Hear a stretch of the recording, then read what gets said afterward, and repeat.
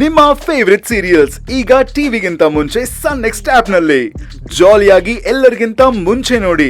ಈಗಲೇ ಸನ್ next app download ಮಾಡಿ ಮತ್ತು ಸಬ್ಸ್ಕ್ರೈಬ್ ಮಾಡ್ಕೊಳ್ಳಿ.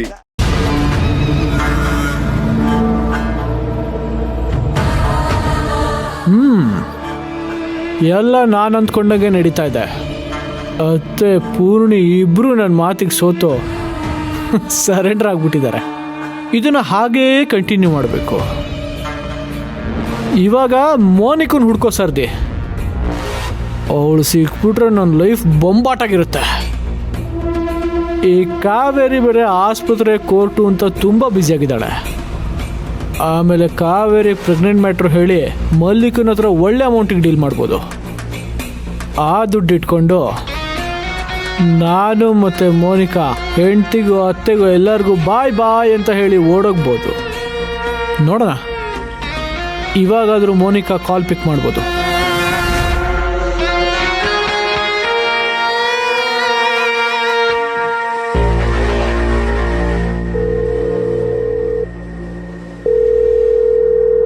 ಮೋನಿಕಾ, ಪ್ಲೀಸ್ ಪಿಕ್ ದ ಕಾಲ್.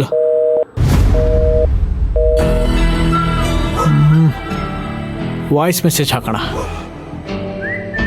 ಮೋನಿಕಾ, ನಿನ್ನ ಮನಸ್ಸಿಗೆ ನೋವು ಮಾಡಿದ ಕಾವೇರಿಗೆ, ನನ್ನ ಹೆಂಡತಿಗೆ ಮತ್ತು ನಮ್ಮ ಅತ್ತೆಗೆ ಎಲ್ರಿಗೂ ಸೇರಿಸಿ ಪಾಠ ಕಲಿಸೋಂಥ ಸಮಯ ಬಂದಿದೆ. ಹಾಗೆ ಲಕ್ಷಾಂತರ ರೂಪಾಯಿ ದುಡ್ಡು ಮಾಡ್ಬೋದು ಅಂತ ಟೈಮ್ ಬಂದಿದೆ. ಮೋನಿಕಾ, ಇದ್ರ ಬಗ್ಗೆ ಎಲ್ಲ ನಿನ್ನ ಹತ್ರ ಮಾತಾಡಬೇಕು. ಪ್ಲೀಸ್ ಕಾಲ್ ಪಿಕ್ ಮಾಡು.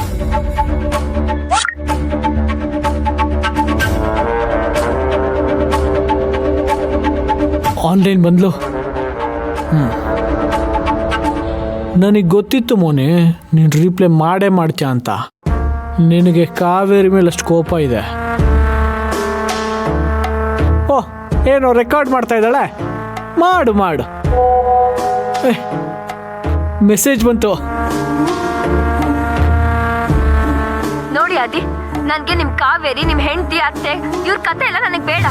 ನಿಮ್ ಸಹವಾಸನೇ ಬೇಡ ನನಗೆ. ಅದಕ್ಕೆ ದೂರ ಬಂದಿದ್ದೀನಿ.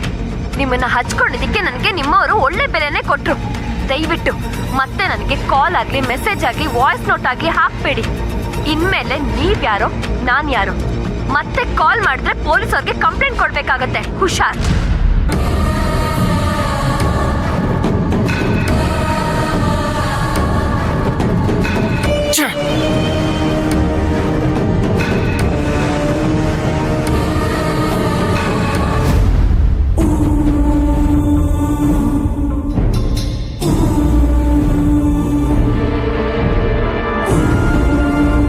ನೋಡಿದ್ಯಾ, ಇಷ್ಟೆಲ್ಲ ಆದರೂ ಆಸ್ಪತ್ರೆಗೆ ಬಂದು ಅಪ್ಪನ ಕಂಡೀಷನ್ ಹೇಗಿದೆ ಅಂತ ತಿಳ್ಕೊಳ್ಳೋದು ಬದಲು, ಅದ್ರ ಬಗ್ಗೆ ಒಂಚೂರು ದುಃಖ ಪಡೋದು ಬದಲು, ಅವರನ್ನೇ ಸಾಯ್ಸಕ್ಕೆ ಹೊರಟ ಗಂಡನ್ನ ಆಚೆ ತರಿಸೋದು ಹೇಗೆ ಅಂತ ಪ್ರಿಪೇರ್ ಮಾಡ್ಕೋತಿದ್ದಾಳೆ. ಅವಳು ಏನೇ ಮಾಡಲಿ ಧರ್ಮನ ಮೀರಿ ಕರ್ಮ ಗೆಲ್ಲಕ್ಕಾಗಲ್ಲ. ಯಾರ ಕರ್ಮನೋ ಯಾವ ಧರ್ಮನೋ, ಬನ್ನಿ ಡಾಕ್ಟರ್ ಹತ್ರ ಹೋಗಿ ಮಾವ ಇನ್ನು ಎಷ್ಟು ದಿನ ಬದುಕಿರ್ತಾರೆ ಅಂತ ಕೇಳೋಣ. ನೋಡು ಮಲ್ಲಿಕಾ, ಕೋಪ ಬರಸ್ಬೇಡ.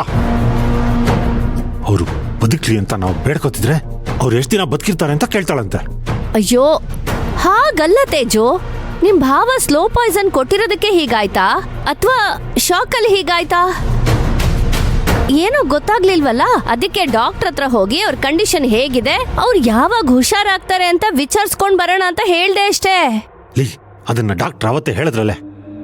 ಆಯ್ತು, ಕೂಲ್. ಅವ್ರ ಕಂಡೀಷನ್ ಬಗ್ಗೆ ಇನ್ನೊಂದ್ಸಲ ವಿಚಾರಿಸ್ಕೊಂಡ್ ಬರೋಣ, ಬನ್ನಿ.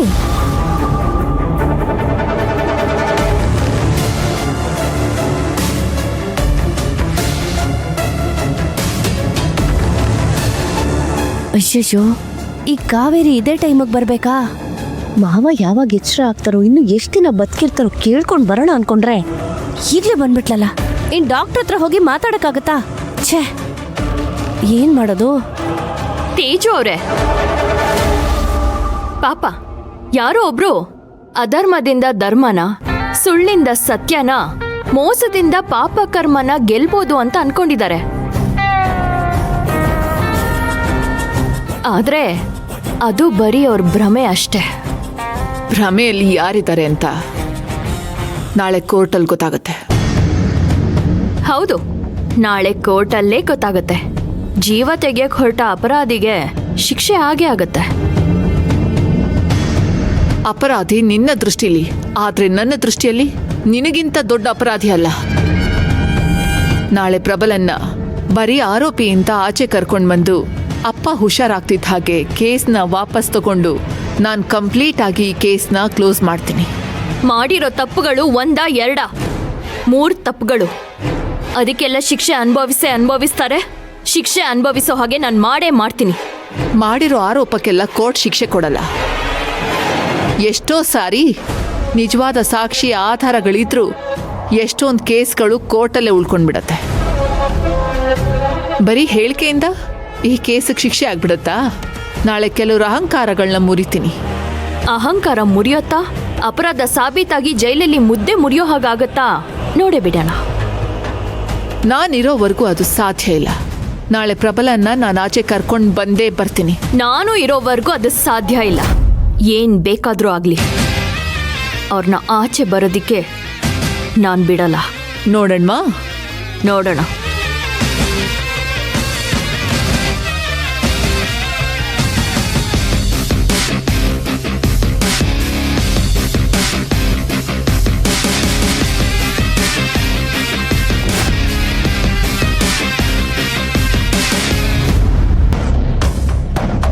ಅದ್ಕೆ ಅವಳೇನೋ ದೊಡ್ಡ ಪ್ಲಾನ್ ಮಾಡಿ ಹೀಗೆ ಇಂಡೈರೆಕ್ಟ್ ಆಗಿ ಹೇಳ್ತಿದ್ದಾಳೆ. ನೀವು ಹುಷಾರಾಗಿರೋದು ಒಳ್ಳೇದು. ಏನು? ನಾನು ಹುಷಾರಾಗಿರ್ಬೇಕಾ? No way. ಇನ್ಮೇಲೆ ಆ ಕಾವೇರಿ ಹೆಜ್ಜೆಗೂ ಹುಷಾರಾಗಿರ್ಬೇಕು. ಯಾಕಂದ್ರೆ ಇಷ್ಟು ದಿನ ಅವಳು ಫೇಸ್ ಮಾಡ್ತಾ ಇದ್ದಿತ್ತು ಸಾಫ್ಟ್ ಆಗಿ ಮನೆ ಫ್ಯಾಮಿಲಿ ಅಂತ ಇದ್ದಿದ್ದ ಕಾತ್ಯಾಯಿನಿನ. ಆದ್ರೆ ಇವಾಗ ಅವಳು ಫೇಸ್ ಮಾಡ್ತಾ ಇರೋದು ಆ ಶಿವಾನೇ ಎದುರು ಬಂದು ತುಳಿದು ನಿಲ್ಲೋ ಕಾಳಿನ. ಅವಳು ಏನೇ ಪ್ಲಾನ್ ಮಾಡಿದ್ರು ನಾಳೆ ಅವಳು ನನ್ನ ಗೆಲ್ಲೋದಕ್ಕಾಗಲ್ಲ. ಅದು ಅವ್ರ ಭ್ರಮೆ. ನಾಳೆ ಕೋರ್ಟಲ್ಲಿ ಕೇಸ್ ಸೋತಾಗ ಅವ್ರಿಗೆ ಹುಚ್ಚು ಹಿಡಿದ್ರು ಹಿಡಿಬೋದು. ಕಾವೇರಿ, ನಮ್ಮ ಅಕ್ಕನ ಅಷ್ಟು ಈಸಿಯಾಗಿ ತಗೋಬೇಡ. ಅವಳಿಗೆ ಹುಚ್ಚು ಹಿಡಿಯಲ್ಲ. ಅವಳು ಹುಚ್ಚು ಹಿಡಿಸೋ ಕ್ಯಾರೆಕ್ಟ್ರು. ಒಂದ್ಸಲಿ ಹಠಕ್ ಬಿದ್ರೆ ಕೆಲವರೆಗೂ ಸುಮ್ಮನೆ ಬಿಡೋದಿಲ್ಲ ಅವಳು. ಅವಳು ಗಂಡ ತಪ್ಪು ಮಾಡಿದಾನೆ ಅಂತ ಗೊತ್ತಿದ್ದು ನಿನ್ನ ಸೋಲ್ಸಕ್ಕೋಸ್ಕರ ಆ ಗಂಡನ ಪರ ವಹಿಸ್ಕೊಂಡಿದ್ದಾಳೆ. ಹೌದು, ಅದಕ್ಕೇನಿವಾಗ? ಆಸ್ತಿ ಅಂತಸ್ತು ಆಸೆಗೋಸ್ಕರ ನಮ್ಮಪ್ಪನ ಮದ್ವೆ ಆಗಿ ಅವಳಲ್ಲಿರೋ ದೋಷನ ಮುಚ್ಚಿಟ್ಟು ಇಂಡೈರೆಕ್ಟ್ ಆಗಿ ನಮ್ಮಪ್ಪನ ಸಾಯ್ಸಕ್ಕೂ ಹೋಗ್ಲಿಲ್ವಾ? ಅದು ಅಪರಾಧ ಅಲ್ವಾ? ತಪ್ಪು ಅಂತ ನಿರೂಪಿಸಿ ಶಿಕ್ಷೆ ಕೊಡಕ್ಕಾಗದೇ ಇರಬಹುದು. ಆದ್ರೆ ಧರ್ಮದ ಪಾಠ ಹೇಳೋ ಆ ಕಾವೇರಿ ಪ್ರಕಾರ ಇದು ಅಪರಾಧ ತಾನೆ? ತಪ್ಪು ತಾನೆ? ಅವಳು ಮಾಡಿದ ತಪ್ಪನ್ನ ಅಪರಾಧ ಅಂತ ಅವಳು ಒಪ್ಕೊಳ್ದೇ ಇದ್ಮೇಲೆ ನನ್ ಗಂಡ ಮಾಡಿರೋ ತಪ್ಪನ್ನ ಅಪರಾಧ ಅಂತ ನಾನ್ ಹೇಗೆ ಒಪ್ಕೊಳ್ಳಿ? ಅವಳು ಹೇಳಾದ್ಮೇಲೂ ತಪ್ಪನ್ನ ಅಪರಾಧ ಅಂತ ಒಪ್ಕೋಬೇಕು.